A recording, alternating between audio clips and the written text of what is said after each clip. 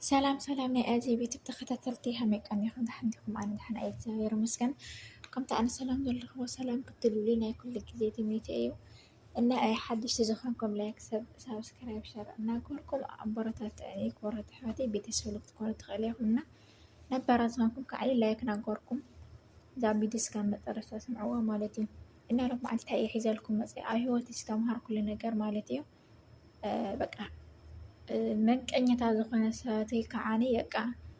መርዘማታት ሰባት ማለት እዩ። ምክንያቱ በቃ ናትካ ዓወት ዘይድልዩ ሰባት እንፈልጠሎም 5 ነገራት እየ ሒዘልኩም መፅአ ኣብ ሂወት ዝተምሃርኩሉ ነገር እውን ሒዘልኩም እዩ መፅና እዘን 5 ነገር ክነግረኩም እየና እስካዕ መጨረሻ እዛ ቪድዮ ስምዕዋ ማለት እዩ።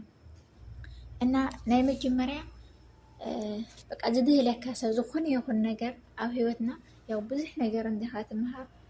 ወዲ ይኹን ጓል ይኹን በቃ ኣከባቢና ኣብ ዙርያና ዘለዉ ሰባት ዝድህለካ ሰብ በቃ ዝኾነ ይኹን ነገር ሕማቕ ይኹን ፅቡቕ ይኹን ጌርካ በቃ ኩሉ እቲ ሕማቕ ወላ ሕማቕ ጌርካ ጌጋ ክንኣመንካ ንሃለኻ ዝድህለካ ሰብ ፅቡቕ ኢልካ ንዕኡ ክትሐጉስ ኢልካ ፅቡቕ ነገር ናገርካለ ዝድህለካ ሰብ እና ከከም ዚኦም ዓይነታት ሰባት ክትርሕቑ እዩ ዘለኩም ቁፅሪ ሓደ ማለት እዩ። ምክንያቱ ሕማቕ ነገር ጌርካ እውን ቀስ ኣቢሉ ብምኽሪ እዚ ሲ ኣይኮነን ንምንታይ ከምዚ ትገብር ቀስ ኣቢሉ በቃ ብምኽሪ ዝረድአካ ሰብ ተኮይኑ ፅቡቕ እዩ ደስ ይብል። ያዕ ናትካ ፅቡቕ ናትካ ሕማቕ ነገር ስለዘይደሊ ናትካ ፅቡቕ ስለዝደሊ ክትሰምዖ ትኽእል ኢኻ ክተኽብሮ እውን ትኽእል ኢኻ። ተዘይ ኮይኑ ግን እናፀረፈ እናድሃለ ናትካ ዓወት ስለዘይደሊ ማለት ኢና እናድሃለ እናፀረፈ እዘን ናይ ሸውካ ሰባት ሞራልካ ዝነክእ ዘረባ እናተዛረቡ ንኣኻ ርእስኻ ከድንኻ ዝደልዩ ሰባት ኣየድልዩናን ማለት እዩ። ቁፅሪ ሓደ ማለት እዩ። ቁፅሪ ክልተ ከዓኒ ኣነ ዝበልኩ ጥራይ ስምዑኒ ዝብሉ ሰባት ማለት እዩ። ምክንያቱ ናትና ሓሳባት ክንዛረብ ተበልና ወይ ናትካ ስምዒታት በቃ ዝኾነ ይኹን ደስ ዘበለካ ነገር ክትተግብሮ ደሊኻ እዚ ክገብር ኢለ ወይ ዝኾነ ዕላማ እዚ እኒአኒ ኢልካ ክትገብሮ ዝደለኻ ያው ኣብ ቅድሜና ዘለዉ ይኹኑ ኣብ ድሕረና ይኹኑ ኣብ ዝርያታትና ዘለዉ ሰባት ከዓኒ በቃ ትፈትዎም ሓዝትኩም ድዮም ወላ ኣሕዋትኩም ድዮም ወላ ኣፍቃሪኽን ድዩ ወላ ኣፍቃሪትካ ድያ በቃ ናትካ ፅቡቕ ነገር ዘይደልዩ ሰባት ማለት እዩ። በቃ ንሳቶም ዝበሉካ ጥራይ ክትከድሚ ንስኻ ዝደለኻዮ ክትከይድ ስለ ዘይደልዩ ካብ ከምዚኣቶም ዓይነት ሰባት ክንርሕቕ ኣለና ማለት እዩ። ምክንያቱ ንዓኻ ደስ ኢልካ ይሕመቕ ይፀብቕ ንስኻ ርእስኻ ኣሚንካ ክትገብሮ ዝደለኻ ነገር ግዴታ ክትገብሮ ኣለካ። ስለዚ ከተባብዑካ ዲኣሎም ዘለዎም ኣጅኹ ወይ ኣጅኻ ኢሉ ክድግፈካ ዘለዉ ሞራል ክህካ እዩ ዘለዉ እምበር ንድሕሪ ዝወሰካ ሰብ ኣየድልየናን እዩ ማለት እዩ። እዚኣ ትመስል ሳልሳይ ናብ መበል ሳልሳይ ከወስደኩም ሳልሳይ ከዓኒ መንቀኛታት ሰባት በቃ ቀናእት በቃ መንቀኛታት በቃ ዓብዪ ይኹን ንእሽተይ ይኹን ዝኾነ ይኹን ነገር ለውጢ ክሪኡ ኢልካ ከለዎ ወላ ሕዚ ንኣብነት በቃ ወላ ንእሽተይ ነገር ትኾኑ መግድፉ በቃ ንእሽተይ ነገር ወላ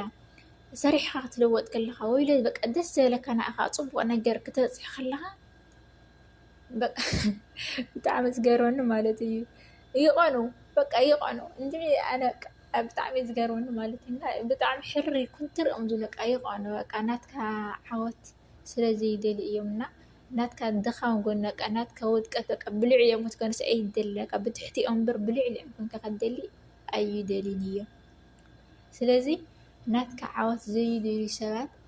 በቃ ናትካ ውድቀት ዝደልዩ ሰባት በቃ ብልዕሊኦም ክትኸውን ዘይትደሊ ሓሊፍካዮም ብቅድሚኦም ክትከይድ ስለዘይትደሊ ኩሉ ግዜ ብድሕሪቶም ክትከውን ስለዝደሊ ኩሉ ግዜ ክደቁስካ ስለዝደልዩ ካብ ከምዚኣቶም ዓይነት ሰባት ክንርሕቕ ኣለና ማለት እዩ። ተራብዓይ ከዓ ብጣዕሚ ዘሕርቐንና ኣብ ሂወተይ ብጣዕሚ ዝተምሃርኩሉ ነገር ከዓኒ ገይረልኪ ወይለ ገይረልካ ዝብል ሰብ በቃ እዚ ገይረልኪ እዚ ገይረልካ በቃ ሰብ ብሰላይኩ ኢኻ ኣብዚ በፂሐ ብሰላይኩ ኢኻ ከምዚ ጌርካ ኣነ ኮ ከምዚ ገይረልካ ኣነ ኮ ከምዚ ገይረልካ ዝብል ሰብ ማለት እዩ ብጣዕሚ ካብ ዘፅለአኒ ማለት እዩ። ምክንያቱ ሰብ ባዕሉ በቃ ሕማቕ ይኹን ፅቡቕ ነገር ይኹን ክትገብር ከለኻ ንነፍስኻ ኢልካ ወይ ከዓ ንእግዚኣብሔርካ ኢልካ ኢኻ ትገብር እምበር ግድን ሰብ ክንእደካ ወይ ግድን ሰብ በቃ ጨቁንካ ኣነ ከምዚ የብፅሐካ ከጨቁንካ ክትርእስ ከተድንነው ኢሉ ጨቁንካ ከተቐምጦ ኣይትኽእል እዩ። ምክንያቱ ክትገብረሉ ትኽእልካ خلاص ንሕልናኻ ቃ ንርእስኻ ጽቡቕ ነገር ክትገብር ከለኻ ንሕልናኻ ንርእስኻ ቃ ንእግዚአብሔር ከልካ ኢኻ ትገብር ምክንያቱ እቲ ሰብ ንሱ እዚ ገይሩለ እዩ ኢሉ ጽቡቕ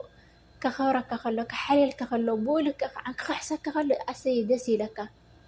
እንተዘይኮይኑ ከዓ خلاص ሕማቕ ይገርካ ጽቡቕ ይገርካ ጌርካ ኣለኻ ያው ኣፍካ ምሓጥ ጽቡቕ እዩ ምክንያቱ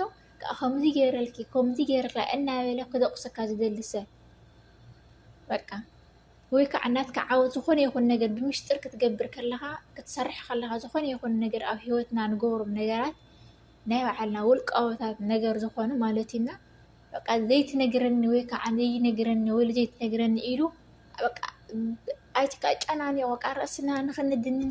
በቃ ናብዚ ኮነ ቴንሽን ናብዚ ኮነ ሓሳብ ክንሓስብ ዝገብረካ ሰብ ኣነ ኮይ ከምዚ ገይረ ኣነ ከምዚ የብፅሐክስ ኣነ ከምዚ ገይረ ሓጊዘክሲ እስኺ ከምዚ ጌርኪ እዚ ዘይነገርክኒ ወይ እስኻ ከምዚ ጌርካ ከምዚ ነገርካኒ ዝብለካ ሰባት ለ ማለት ምክንያቱ ዝኾነ ይኹን ነገር ናትና ምሽጥር ብምሽጥርና ንገብሮ ሕማቕ ይኹን ጽቡቕ ይኹን እንተ ነገርናዮም ጽቡቕ እንተ ዘይነገርናዮም ብሰብ ተሰምዎ ከዓ ጽቡቕ ምክንያቱ ናትካ ጽቡቕ ዝደልዩ ተኾይኖም በቃ ናትካ ዝኾነ ይኹን ዝገበርካዮ ነገር ክሕጉሶም እዩ ዘለዎም ወይ ክሕርቆምን ከምዚ ክድህልኻን ክፀርፉኻን ኣይኽእልን ምክንያቱ ከምኡ ዓይነት ሰባት ኣይኮንን እና ብጣዕሚ ዘራውዒት ማለት እዚኣ ብጣዕሚ ህይወተይ ዝተምሃርኩላና ብጣዕሚ ትቐፈኒ ነገር ማለት እዩ ገይረልኪ ኣነ ገይረልኪ ከምዚ ገይረ እናበለ ርእስኻ ከተድንን ዝገብረካ ሰብ ማለት እዩ ምክንያቱ ወይ ንእግዚአብሔር ከልካ ኢኻ ንሕልና ከልካ ኢኻ ትገብር ወይ ከዓ ኢድካን እግርካን ኣሲርካ ሱቕ ምባል ማለት እዩ እና ብከምዚኦም ዓይነት ከምዚኦም ዓይነት ሰባት ክድንኻ ወይ ለኸና ቃርስኻ ኣብ ትሕቲኦም ተደቂስካ ክትነብር ዝደሊ ሰባት በይጆይ ብጣዕሚ እዮም ዘግርሙለይ ብጣዕሚ እዮም ከዓ ቀጨምፅለይ ብጣዕሚ እዮም ከዓ ዘስሕቁኒ ምክንያቱ በቃ ብጣዕሚ እየ ዝገርም ማለት ኢና ኣብ ህይወተይ ዝተምሃርኩሉ ነገር ለ እዚኣ ንኣይ ብጣዕሚ ኣብ ህይወተይ ዘይርሳሕ ነገር ዓባይ ነገር እያ ማለት እዩ እና ናብቲ መበል ሓምሻይ ክወስደኩም ከዓ መበል ሓምሻይ እውን ያው ተመሳሳላይ ግን መበል ሓምሻይ ከዓ በቃ በለካ ለኻዕካ እናበለ ተዛሪው ከዛራካ ዝደሊ ሰብ በቃ ኣብ ወረታ ተቀመጠ እከለበይ በጽሕ እከለኹም ዝገበረ እከለኹም ዝገራት እከለኹም ዝገርኒ እናበለ በቃ እናተዘናጠለ ሰብ ንሰብ በቃ ከበኣሰካ ንፍቅሪ ዘይዕድም ሰብ በቃ ንፍቅሪ ሰብሲ ክትበኣስ ከለኻሲ በቃ ከተዓርቃካ ወይ ለኸመኸረካ ወይ ከዓ ናብ ጽቡቕ ነገር ከምዘተኣትኩም ዝገብረካሲ ሞሊሱ ናብ ዘይኮነ ነገር ንኸተኣቲ ሞሊሱ በቃ ምስ ሰባት ክበኣሰካ ኣብ መንጎ ሰባት እናኣተየ ወይ ኣብ መንጎ ቤተሰብካ ወይ መንጎ ስድራኻ ወይ ኣብ መንጎ ኣፍቃሪኻ ኣብ መንጎ ዝኾነ ይኹን ነገር ሰብ እናኣተየ ዝምንቀየካ ሰብ ማለት እዩ ምክንያቱ ከምዚኦም ዓይነት ሰባት ኣይድሊናን ቀጥታ ክትርሕቕዎም እዩ ዘለኩም ምክንያቱ ሰላም ከዮም ዝዘርጉኻ ሰላም ከ የስዕኑኻ ቀናው ዘይኮነ ቴንሽን ሓሳብ የእትውካ ትጨናነቕ ዘይኮነ ነገር ትሓስብ ተዛሪቦም የዛረቡኻ ሕማቕ ነገራት ንኽተውፅእ ይገብሩኻ ማለት እዩ እና ካብ ከምዚኦም ዓይነት ሰባት ለ ክንርሕቕ ኣለና ማለት ኢና ኣብ ህይወተይ ብጣዕሚ ዝተምሃርኩላ ነገርና በቃ ብጣዕሚ ዝኾነ ይኹን ባይዘዊ ኣብዚ ትፈልጥ ዘለኩም ማለት ዝኾነ ይኹን ነገር ሰብ ናትካ ጽቡቕ ዘይደሊ ትፈልጦ ኢኻ እኮ ትጽቡቕ ትገብሮ ዘለኻ ንስኻ እኮ ትሰርሖ ዘለኻ ጽቡቕ ከም ዝኾነ እኮ ትፈልጥ ኢኻ ግን በቃ ንኽትፈልጦ ኢልካ ወይ ከዓ ኣሜንካ ከምዚ ገይረ ኢልካ ወይ ኣሜንካ ክትዕልለ ከለኻ ግን ሞሊሱ ንድሕሪት ክወሰካ ዝደሊ ሰብ ግን ያው ምንቅኛና ሕስድና ከም ዝኾነ ኣይጠፈካኒ ምክንያቱ ፍሉጥ እዩ ሰብ በቃ ዝኾነ ይኹን ሕማቕ ይኹን ዓብይ ክሰርሕ ከሎ ሕማቕ እንድሕር ጌርካ ያው ብምኽሪ ብማዕዳእ ቀስ ኣቢሉ እዩ ዝነግረካ ምክንያቱ ሕማቕ ክትጋጊ ከለካ ከምዚ ኣይግበርን ከምዚ ዝግበር ኢሉ ቀስ ኣቢሉ ክመኽረካ እዩ ዝደሊ ጽቡቕ ነገር ተጌርካ ከዓ በቃ ኣጆኻ ኢለካ ሞራል ዝህበካ ወላ ንእሽቲ ወላ ክንቲ ፍረጣፍ ትኹን ማለት እዩ ዝኾነ ይኹን ነገር ክትገብር ከለካ ዝዕወተካ ነገር ወይ ጽቡቕ ስራሕ ክትሰርሕ ከለካ ከዓኒ በቃ ነፍስናሲ ንሕና ንባዕልና ከማሲ ባዕልና ንባዕልናሲ ኩሉ ግዜ ናይ ተስፋ ቆረፃት ሓሳብ ንሓስብ ተኮይና ዝገበርናዮ ነገር በቃ ታዝለትና ነገር በቃ ኣጥቂቕና ንሪኣ ተኮይና ወይ ከዓ ካብ ንእሽተይ ነገር በቃ ንሪኣ ተኮይና ምክንያቱ ኣባና ዘሎ تبعنا زلو أو كالي سب كم زي الله كالي سبت نحنا زنينا يهود بزح ساس لزهن أو بزح ساس زلون ساس لزلو كل سوينا على البحر لزلو مالتنا بسخون يكون نجرسي من نفسنا خمانسي أنا سي بقى كم زي بقى نصب نفسنا سقط صبو جرنا تزين إلنا يا ويكعب تزلك تمسك ديتير تخانك هول إذا نمر ركعت نبر تخانك تزلك أنا قرلت تسأليها الناس زخون يكون حملك أنا إيش تنجر صفقات زخون تعبت أسب بعام زخون يكون نجر كسرح الله يعني بقى كما سجنك كله أجها خلك كله مرال كله جوزي خي نسخكم دي كازين إذا الناس عند اللمبر تسفاز أورز أن مرال كازنك زراتات الناس عرفة إن النشوة النحمة زارك خوني سوزي كم دي عنسة كن رح أقرأ يزلنا منات أيد لنا إحنا ندلي مورال زي الناس تتابعنا تسفاز هكا إنا ندلم بي مورال كنا نخو الناس عرفوا إنا نعاقو ويلا بلك لك كأنه المسات كتاح زخاز زي لسات كم دي معانا سات أيد لنا مالتي لا أيوه تستمر كلهم أزياء بمصر